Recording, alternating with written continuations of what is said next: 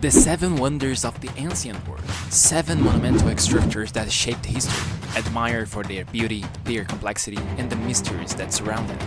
In this video we're going to talk about all 7 of them, what each one represented to the world, what ultimately happened to them, and most importantly, where they are at this exact moment. Let's begin. The Great Pyramid of Giza was built around 2560 BC during Egypt's Fourth Dynasty as a tomb for Pharaoh Khufu. For nearly 4,000 years, it was the tallest man-made structure in the world. Originally standing at 146.6 meters, it was constructed using an estimated 2.3 million stone blocks, some weighing up to 80 tons, which is really impressive if we consider the low amount of technology of that time. The pyramid was once covered in polished white limestone, casing stones that reflected sunlight and gave it a smooth exterior appearance. Its internal passages and chambers were built with notable precision, and its alignment with true north remains highly accurate. Over time, earthquakes loosened sections of the structure, and during the Middle Ages, many of the outer casing stones were removed and reused in construction projects in Cairo. Despite this damage, the core structure has survived successive empires and environmental stress, making it the only ancient wonder still standing. The Temple of Artemis at Ephesus, built around 550 BC in present-day Turkey, was financed by King Colossus of Lydia. Constructed primarily of marble, it featured more than 100 columns, each approximately 18 meters tall. In 356 BC, a man named Halicarnassus set fire to the temple. Ancient sources report that he committed the act to secure lasting fame. Authorities attempted to suppress his name, but it was preserved in historical records. The temple was later rebuilt on an even larger scale. In 262 AD, invading gods damaged or destroyed the structure again, and over time the site was abandoned, and materials from the temple were reused elsewhere. The existence of the Temple of Artemis at Ephesus is supported by substantial archaeological evidence. 19th century excavations identify the temple's foundations, column bases, and numerous architectural fragments, confirming its large scale and multiple phases of reconstruction. Sculptural remains and votive offerings discovered at the site further demonstrate its long-standing role as a major religious center. These physical findings correspond closely with ancient written descriptions and representation on coins, forming a consistent body of evidence that confirms the temple's historical reality. Today, only a single reconstructed column marks its location. The Statue of Zeus at Olympia was completed in 435 BC by the sculptor Phidias. The statue stood approximately 12 meters tall inside the Temple of Olympia and was constructed using a chryselephantine technique, combining ivory for the figure's skin and gold for its garments and details. Zeus was depicted seated on an elaborated throne, decorated with ebony, precious stones, and carved mythological scenes. As Christianity became the dominant religion in the Roman Empire, pagan temples were closed and traditional religious practices declined. The Olympic Games were banned and the temple complex fell into disuse. Some historical accounts state that the statue was moved to Constantinople, where it was likely destroyed in a palace fire in the 5th century AD. If it remained at Olympia, it may have been lost as the temple deteriorated. Even though no complete superstructure remains standing, the Temple of Zeus at Olympia is firmly supported by archaeological evidence. Systematic excavations at the site have uncovered the temple's foundations, column drums, architectural fragments, and sculptural elements that match ancient descriptions of the building. These remains allow researchers to reconstruct its dimensions, layout, and decorative program with a high degree of confidence.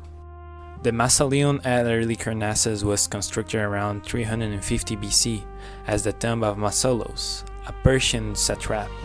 Commissioned by his wife, Artemisia II, the monument combined Greek, Egyptian, and Lycian architectural elements. It stood approximately 45 meters tall and was decorated with sculptural work by prominent artists of the period. The structure remained standing for more than 1,500 years. Between the 20th and 15th centuries, earthquakes caused significant damage. The Knights of St. John later used portions of the remaining stone to fortify a castle in Bodrum. Excavations in Bodrum identify the monument's foundation, structural remains, and architectural fragments, allowing researchers to reconstruct its general design and scale. Numerous sculptural elements recovered from the site, including statues and friezes, are preserved today in the British Museum. Ancient authors such as Pliny the Elder describe its proportions and artistic features in detail, and parts of the original stone were later reused in the construction of Bodrum Castle.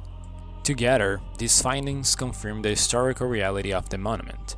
The term Mausoleum derives from this monument, though the original structure no longer stands. The Hanging Gardens of Babylon are traditionally dated to around 600 BC and attributed to King Nebuchadnezzar II.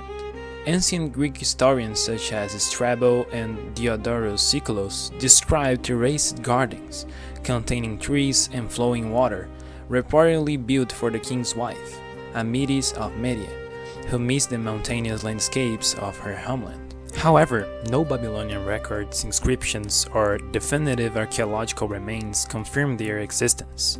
Some historians have suggested that the gardens may have been in Nineveh rather than Babylon, while others argue that later writers may have exaggerated or misinterpreted earlier accounts. If such gardens did exist in Babylon, they may have been lost to structural decay or earthquakes. Babylon and its king Nebuchadnezzar are mentioned in the Bible, especially in the book of Daniel. And despite having a lot of details about that time and even mentioning the city, the gardens are not. Nowadays, even after all this time, their historical status remain uncertain, but whether it existed or not, it's for sure one of the most beautiful structures to imagine out of the seven.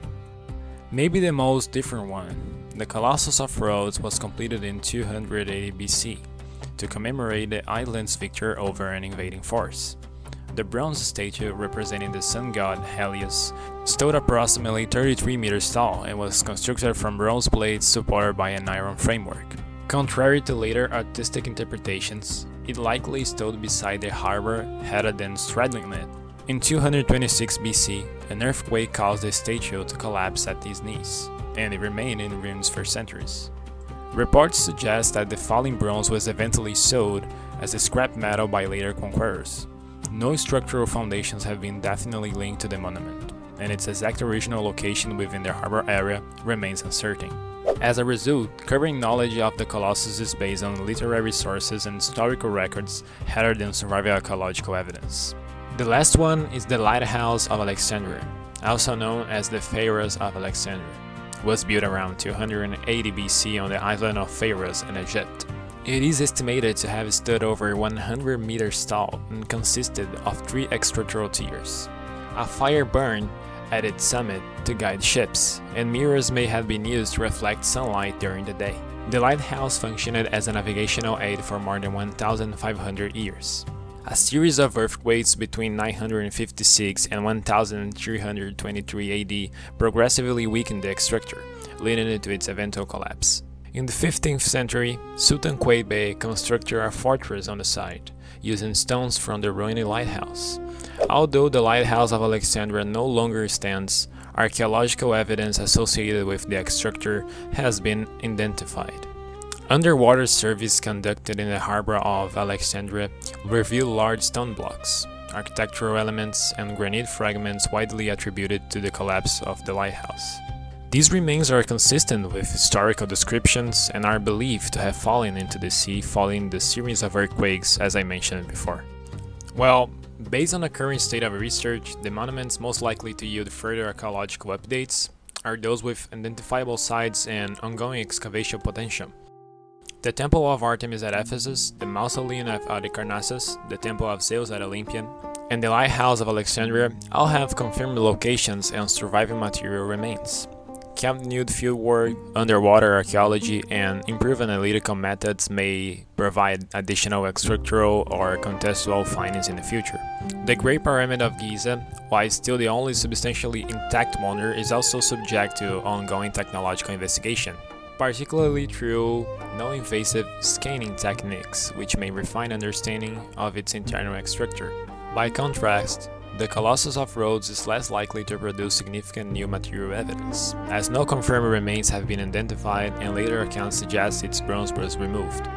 The Hanging Gardens of Babylon remains the most uncertain case, without confirmed archaeological remains or definitive documentation. Substantial new evidence appears less probable under current conditions. Of all the 7 wonders of the ancient world, only the Great Pyramid of Giza remains largely intact. And as we can see, the others were destroyed by fire, earthquakes, religious change, invasion, extraterrestrial failure, or gradual decline. Their stories reflect the vulnerability of even the most ambitious human constructions to natural forces and the shifting political and cultural conditions. Well, I think that's all. I really hope you enjoyed the video. You guys have no idea how much it takes to make a video like this. Thank you so much for watching and supporting the channel. Don't forget to subscribe, drop a like, and comment what you think about the video and your opinions about the 7 wonders. Also give me suggestions for the next videos. Thank you guys, bye.